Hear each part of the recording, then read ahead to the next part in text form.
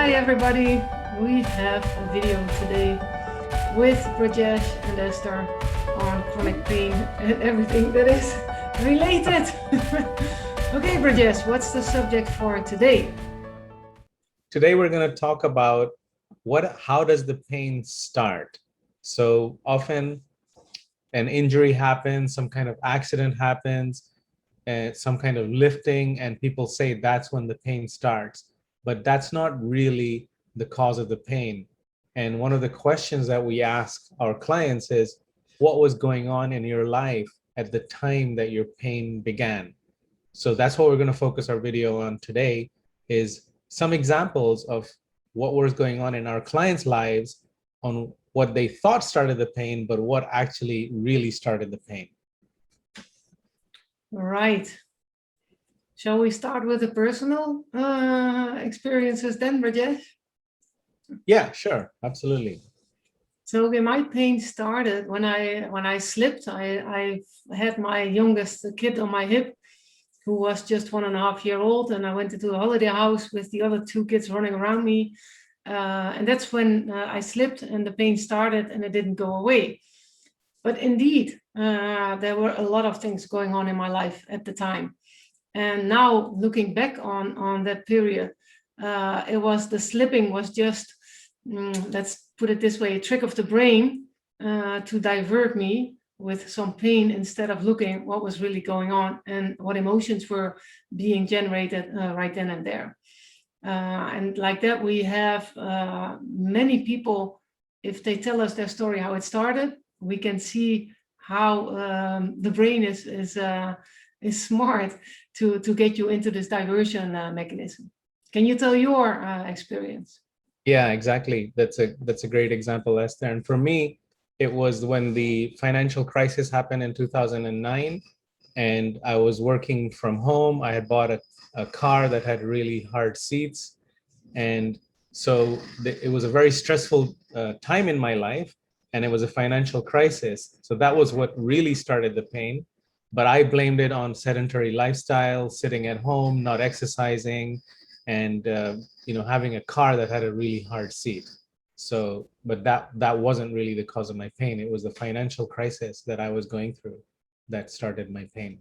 All right, I can. So, I mean, both of us, we are IT consultants, have been IT consultants in a previous life. And I also said to myself, I must be working too much behind my PC, not sitting straight, posture.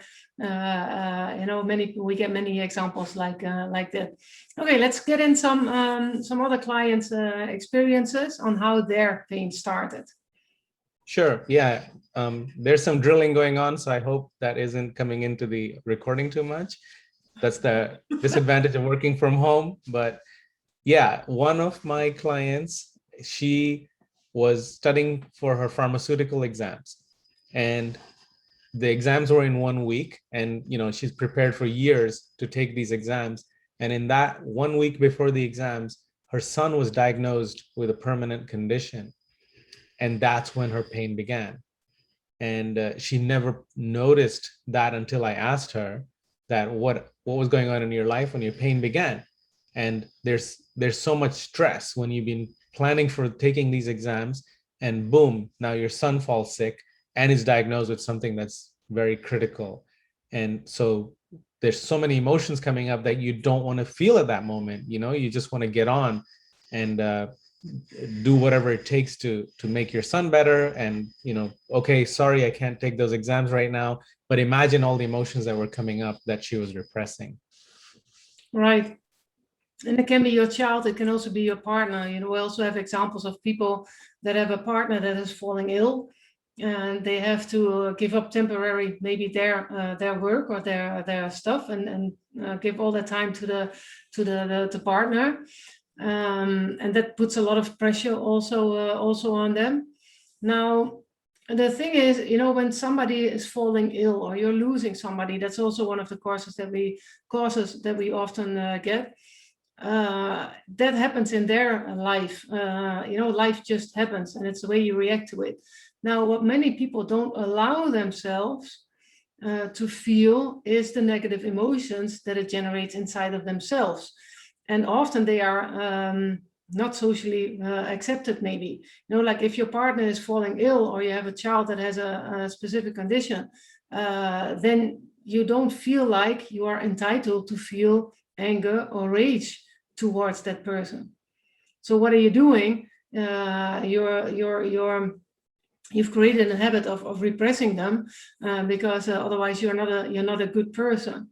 But you know, mentally, you know that you will be with that person, you know that you will help that person, you know that you will have to put aside some things. That's no problem.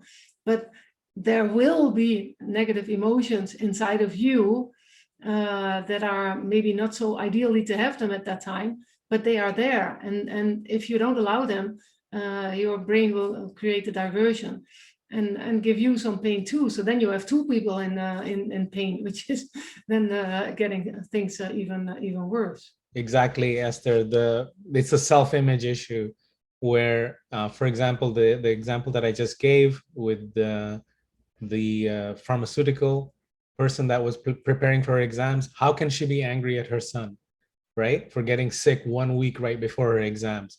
That's completely outside the self-image of a mother. Yet it's just a normal emotion. It doesn't mean anything. And when she connected to those emotions, especially the anger and the rage, then her symptoms decreased and her pain went away. And that's just it. And for me, financial crisis, I'm a perfectionist. I do everything right. And yet I completely made big mistakes and lost a lot of money in the financial crisis. And I didn't want to recognize that that was a self-image that didn't make sense to me. So I just repressed all the emotions. Another client of mine, pain started when he was going through a divorce. And self-image was that he's a very good person, he's a very good husband. And so why is this happening?